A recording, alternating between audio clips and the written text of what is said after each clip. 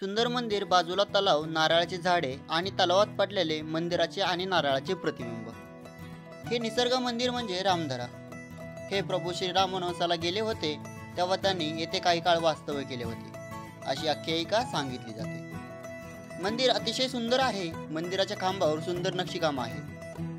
नमस्कार मित्रांनो, मी ऋषी आणि आपले बोल मराठी यूट्यूब चॅनलवर हार्दिक स्वागत आहे. आज आपण रामधरा मंदिराची संपूर्ण माहिती जाणून घेणार आहोत. त्यामुळे व्हिडिओ शेवटपर्यंत पहा. व्हिडिओ आवडल्यास लाईक, शेअर, सबस्क्राईब करायला विसरू नका.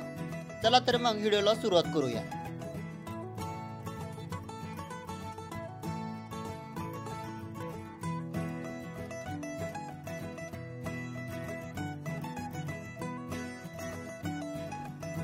सर्वप्रथम आपण मंदिरामध्ये कसे पोहोचायचे ते जाणून घेऊयात. पुण्यापासून 30 किलोमीटरवर व हडपसर पासून 18 किलोमीटरवर हे मंदिर आहे. मंदिरामध्ये जाण्यासाठी तुम्ही दुचाकी किंवा 4 चाकी वाहनाने जाऊ शकता. तुमच्याकडे दोन्ही पर्याय नसतील तर तुम्ही हडपसरवरून शहरी बस सेवा उपलब्ध आहे. ही बस हडपसरवरून दर 1 तासाला रामधरासाठी सुटते.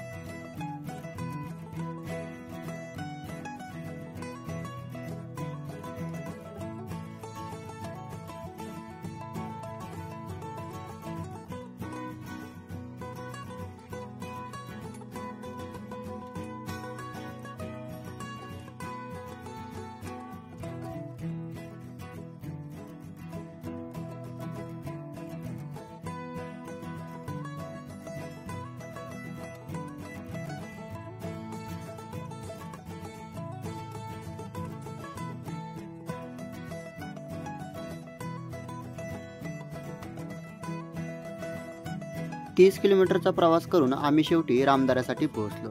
मी आणि माझा मित्र रामधऱ्यासाठी सकाळी 8 वाजता निघालेलो असताना 9 वाजता रामधऱ्यासाठी पोहोचलो. त्यामुळे तुम्हाला सुद्धा पुण्यावरून जाताना जास्त टाईम लागणार नाही. फक्त तुम्ही दिवस कोणता निवडता यावर ठरवते. रामधरा समितीने चांगल्याच प्रकारे इथे पार्किंगसाठी सोय केलेली पाहायला मिळते. येथे पे आणि पार्क असल्यामुळे तुम्हाला 2 व्हीलरसाठी 20 रुपये आणि 4 व्हीलरसाठी 50 रुपये पे करावे लागतात. येथील तिकीट काउंटरवरच्या जे सभासद आहेत त्यांनी माझे चॅनल सबस्क्राईब केले, त्यामुळे त्यांचे स्पेशल थँक्स व त्यांनी विचारपूस करून पुढे जा म्हटले. थोडी माहिती दिल्याबद्दल सुद्धा त्यांचे खूप खूप आभार. आम्ही तिकीट काढल्यानंतर आमची पावले मंदिराकडे वळू लागली. मंदिराकडे जाताना एकदम स्वच्छ असा रोड व दोन्ही साईडनी झाडे पाहून आम्हाला मन एकदम तृप्त झालं. आणि आम्हाला समोरच दिसत असलेली कमान मंदिराची कमान असून तेथेच एक नदी आहे, ती पाहण्यासाठी सुद्धा उत्सुकता होऊ लागली. निसर्ग सुंदरतेने नटलेले हे मंदिराची प्रतिबिंब पाण्यामध्ये आपल्याला स्पष्टपणे दिसू लागले. सकाळचा वेळ असल्यामुळे पक्ष्यांचा सुद्धा किलबिलाट झाडावर पाहायला मिळत होता. येथील अभयारण्य म्हणजेच खूप प्रकारची झाडे असल्यामुळे येथे पक्षी सुद्धा चांगलेच पाहायला मिळत होते. व आपण मंदिरामध्ये प्रवेश केल्यानंतर आपल्याला हत्ती पाहायला मिळाला. थोडे पुढे गेल्यानंतर गजराज आपले चांगल्या प्रकारे स्वागत करताना दिसतात व त्यानंतर आपल्याला सुंदर अशी वनराई दिसते. सभोवताली पिंपळाचे, वडाचे व अनेक प्रकारचे झाडे आपल्याला पाहायला मिळतात व छानसा गोंगाट भक्त पक्ष्यांचा किलबिलाट आपल्याला तिथे पाहायला मिळतो. हत्तीराजांना पाहून आम्ही निसर्गाचे थोडे शूट घ्यायला प्रयत्न केला. तुम्हाला दाखवण्यासाठी मी चांगल्या प्रकारचे वेगवेगळे शूट घेतले, कारण तुम्ही इथे आल्यानंतर व माझ्याकडून सर्व माहिती तुम्हाला भेटावी ही माझी अपेक्षा होती. त्यामुळे मी येथील निसर्गाचे किंवा वडाचे झाडांचे सर्व प्रकारचे शूट घेतले. तुम्हाला कसे आवडले असले तर लाईक, शेअर, सबस्क्राईब नक्कीच करा.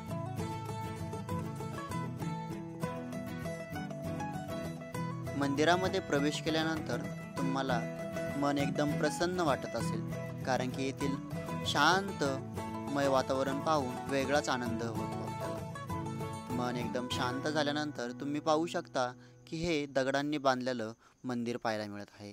त्या दगडावर वेगवेगळ्या देवी देवतांचे फोटो व कोरीव काम पाहायला मिळत आहे. कृष्ण असो किंवा वेगवेगळे रूप असो देवी देवतांचे, ते पाहायला यावर मिळत आहेत.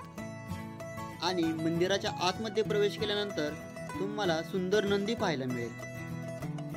नंदीच्या वरतीच भगवान राम, सीता माता, दगडावर सुंदर अशी नक्षीकाम केलेली मूर्ती आहे. आणि आतील मंदिरात श्री दत्तात्रय यांची सुंदर मूर्ती अशी आहे. ही मूर्ती शिवलिंग धुंडीबाबांनी स्थापित केलेली आहे, जिथे 1970 मध्ये श्री देवीपुरी महाराज म्हणजे धुंडीबाबा यांनी डोंगरात सापडलेल्या प्राचीन अवशेषांच्या जवळ गावकऱ्यांच्या मदतीने हे मंदिर बांधले. स्थानिक लोकांच्या मते या ठिकाणी पूर्वीपासून प्राचीन मंदिर होती आणि एक विहीर होती, जिचा वापर राम आणि सीता यांनी वनवासात केला होता असे मानले जाते. मंदिराच्या उभारणीसाठी श्री देवीपुरी महाराजांनी वास्तुशास्त्राच्या प्राचीन नियमाचा वापर केला आहे. मंदिराची रचना ही निसर्गरम्यता, शांतता आणि धार्मिक इतिहासांचे सुंदर मिश्रण आहे.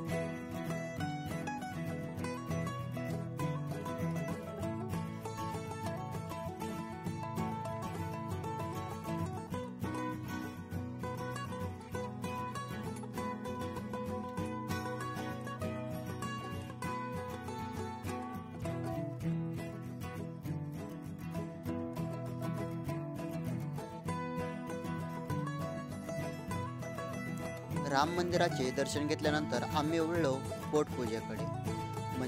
राम मंदिराच्या बाहेरच असणाऱ्या पार्किंग समोर मोजकच हॉटेल आहेत व चांगल्या प्रकारे क्वालिटीचे हॉटेल आहेत. आम्ही तेथे ज्यूस ऑर्डर केल्यानंतर म्हणजेच ऊसाचा रस ऑर्डर केल्यानंतर ऊसाचा रस एकदम छान प्रकारे त्यांनी दिलेला आम्हाला. तुम्हाला जर आमचा व्हिडिओ आवडला असेल तर लाईक, शेअर, सबस्क्राईब नक्कीच करा व तुम्हाला कोणते ठिकाण अजून अनुभवायला आवडेल तेही कमेंटमध्ये करून